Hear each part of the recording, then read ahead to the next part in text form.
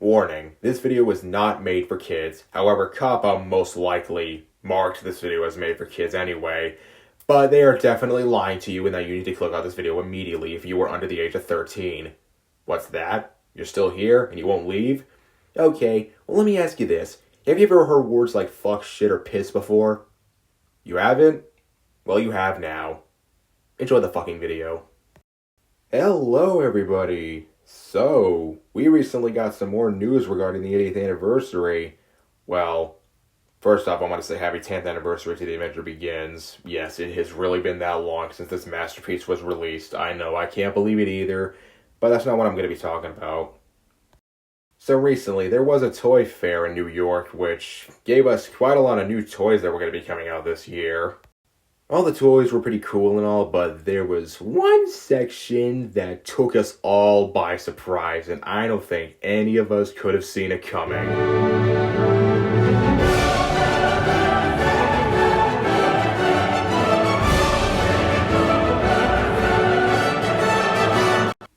Oh my god. Wow. I really cannot believe this. We've won. We finally won. This is completely unscripted, by the way, just so you know, but I just can't believe it. We actually won. You see, kids, I guess bullying a company to get what you want really does work sometimes, because in the end, I guess sometimes it does work. But wow. These are so good looking, my god. This is probably the first time since, like, I think 2014, we've gotten motorized merchandise that looks this good. It has been so long. You don't know how happy I am. Like, seriously though, this is probably the first time since late 2017 Mattel actually did something good. Anyways, with that aside, why don't we review these little things, because, man, there was a lot to talk about them. First, I am going to start with a few nitpicks I have with some of the characters. Like, I feel like some of them, like maybe James and Gordon, look a little too bulky and fat. But other than that, they look pretty really well detailed. I really like them. And also, for the Flying Scotsman, his tenders seem a bit too small compared to his actual body. I don't know, that seems a bit off to me, but other than that, yeah, this range is really good looking. I have no problems with it at all, and I really want to get some of these. So without further ado, let's review the characters themselves. So as for characters, we got Thomas, James, Gordon, Nia, but who cares about her, right? Percy, Henry, and the one that everybody was freaking out over the most, Duck. Yup. Duck is getting merchandise again, baby. And no, I'm not just counting the All Engines Go one, but the original Duck is getting merchandise again. Even though this most likely is just the CGI one, I really don't care. I'm just happy he's finally getting back. The Quack is back, guys. The Quack is back.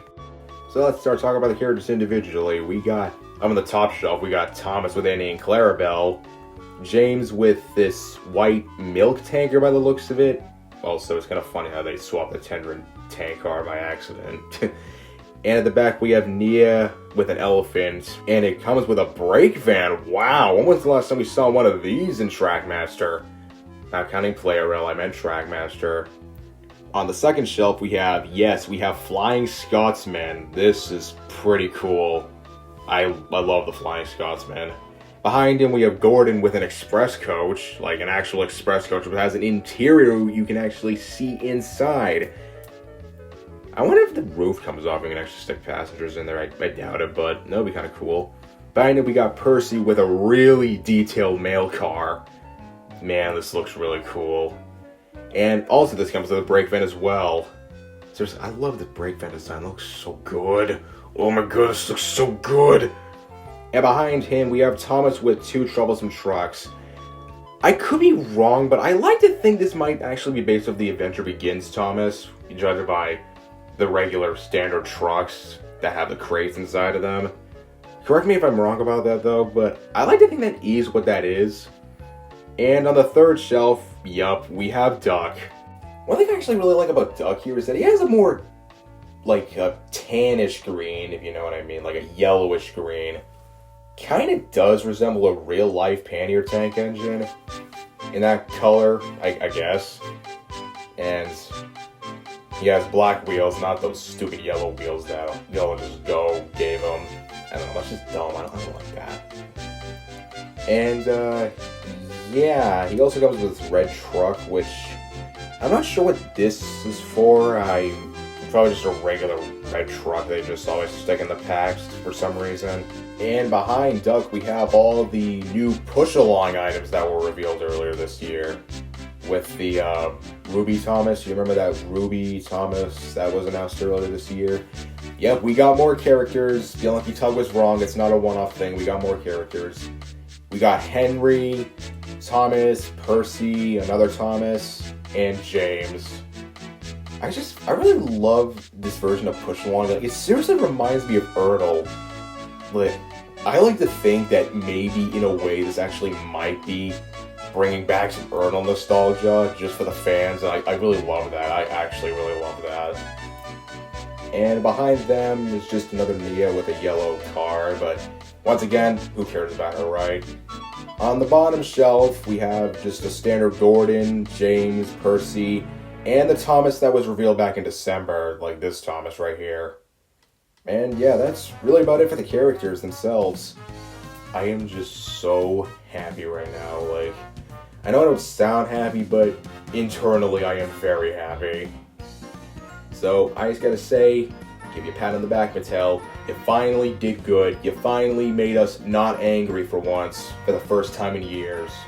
Although sadly, we probably shouldn't get too used to this. I betcha this is just for the 80th anniversary. As soon as it's 2026, Mattel's probably going to immediately go back to making the All Just Go shit again. But I hope I'm wrong about that, actually. I really want to see them do this for a couple more years, and I really want to see them do more characters like Donald Douglas and Oliver. Like, Oliver?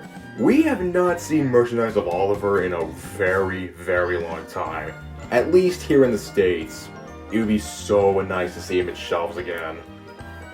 Also, by an extent, we get to see some packaging of some of the toys. Like, we get the Ruby Thomas that was, once again, already announced earlier this year. But this one, holy shit. Wow. They got the classic Thomas the Tank Engine logo in the Railway Series Thomas, and like, this package looks so good. I'm serious, this is just screaming Ertl. This has to be a modern version of Ertl. It has to be. I know it's not, but it has to be reminiscent to that. It has to be. Needless to say, this is just blowing me away, guys. I am so happy right now. But anyway, that's really about it for now. Like, I seriously really, really hope there's a second wave coming of new characters. Well, technically old characters, but you get what I mean. And man, oh man, this is bringing back a lot of childhood memories to when I would always go to Target and Walmart to pick out Thomas toys and collect them all. But sadly, since like 2016, I stopped doing that because around that time the merchandise was starting to become shit. But now, I think this is starting to encourage me to relive that memory again because the merchandise is good again. The merchandise is good again. I can finally go to Target and see good merch again. And I want to pick them up.